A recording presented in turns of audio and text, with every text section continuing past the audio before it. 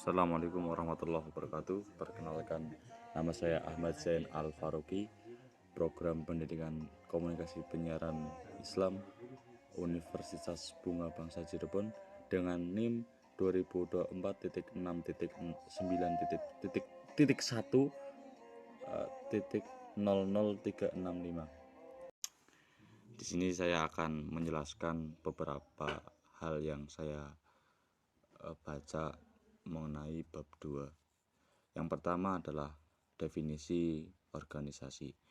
Definisi organisasi menurut para ahli adalah berbeda-beda karena para ahli melihat dari sudut pandang yang berbeda.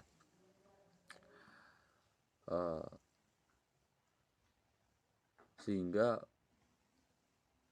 definisi organisasi dapat saya simpulkan bahwasanya organisasi adalah sekumpulan dua orang atau lebih yang akan melakukan suatu pekerjaan yang terintegrasi dalam suatu sistem kerjasama yang terstruktur dan pembagian tugasnya yang jelas untuk berkoordinasi dalam mencapai suatu tujuan tertentu. Yang kedua adalah asas organisasi. Semua orang yang hidup dalam organisasi tentu berharap organisasi tersebut dapat bertahan meskipun zaman sudah berubah. Salah satu syarat agar organisasi mampu bertahan adalah mampu menyesuaikan diri sesuai dengan perkembangan zaman. Perkembangan zaman yang ditandai dengan berkembangnya ilmu pengetahuan dan teknologi ini harus diikuti dengan perkembangan organisasi itu sendiri, agar organisasi dapat berjalan dengan baik, efektif, dan efisien tentunya. Adapun asas dalam organisasi tersebut adalah sebagai berikut. Yang pertama, asas tujuan organisasi. Yang kedua, asas kesatuan tujuan. Yang ketiga, asas kesatuan perintah. Yang keempat, asas rentang kendali. Yang kelima, asas pendelegasian wewenang. Yang keenam, asas keseimbangan wewenang dan tanggung jawab. 7. Asas tanggung jawab. 8. Asas pembagian kerja. 9. Asas penempatan personalia. 10. Asas jenjang berangkai. 11. Asas efisiensi. Yang ke-12 asas kesinambungan. Yang ke-13 asas organisasi koordinasi. Yang ketiga, menurut pendapat saya, asas organisasi berfungsi sebagai kerangka kerja atau framework dengan kompas penunjuk arah bagi setiap organisasi. Terlepas dari jenis dan ukurannya, tanpa asas organisasi yang jelas, sebuah organisasi cenderung menjadi kacau, tidak terkoordinasi, dan sulit mencapai tujuannya tentunya. Ada beberapa bentuk organisasi. Bentuk-bentuk organisasi ini merupakan pola hubungan kerja, wewenang, dan tanggung jawab yang dibentuk untuk mencapai tujuan tertentu. Terus terdapat setidaknya 5 bentuk organisasi, bentuk utama organisasi yang dikenal.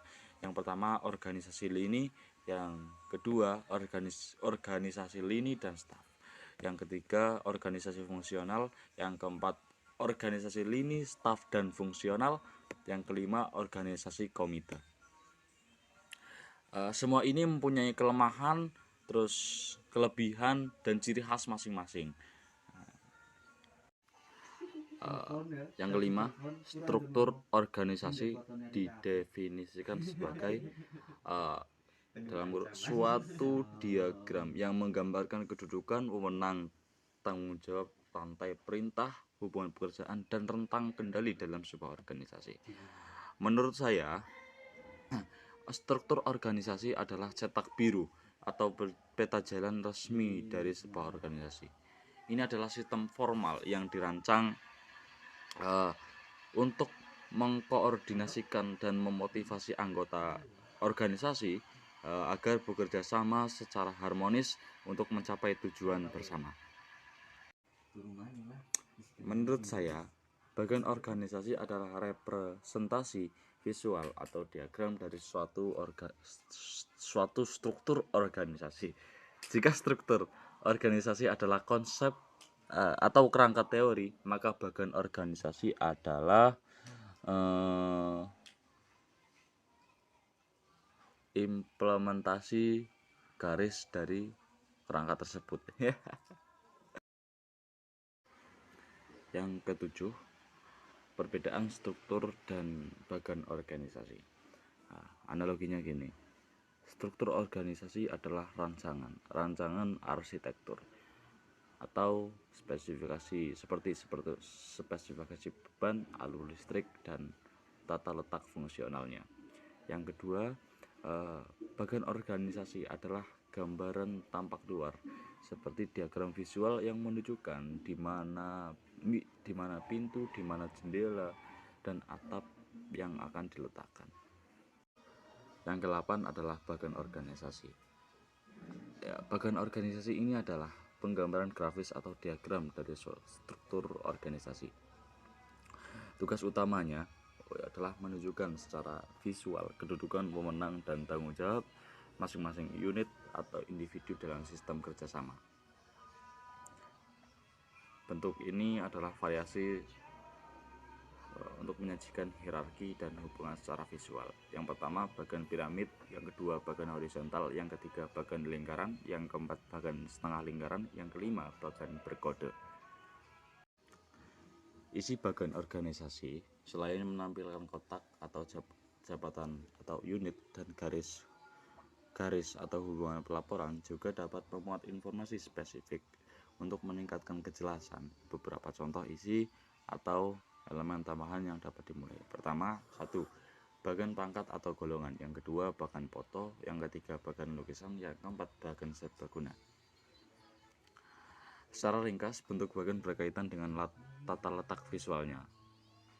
Sedangkan isi bagan berkaitan dengan jenis informasi rinci yang disajikan di dalam kotak-kotak jabatan. Sehingga itu yang bisa saya sampaikan atau saya jelaskan mengenai bab 2 dalam buku komunikasi organisasi. Saya Ahmad Zain. Terima kasih. Wassalamualaikum warahmatullahi wabarakatuh.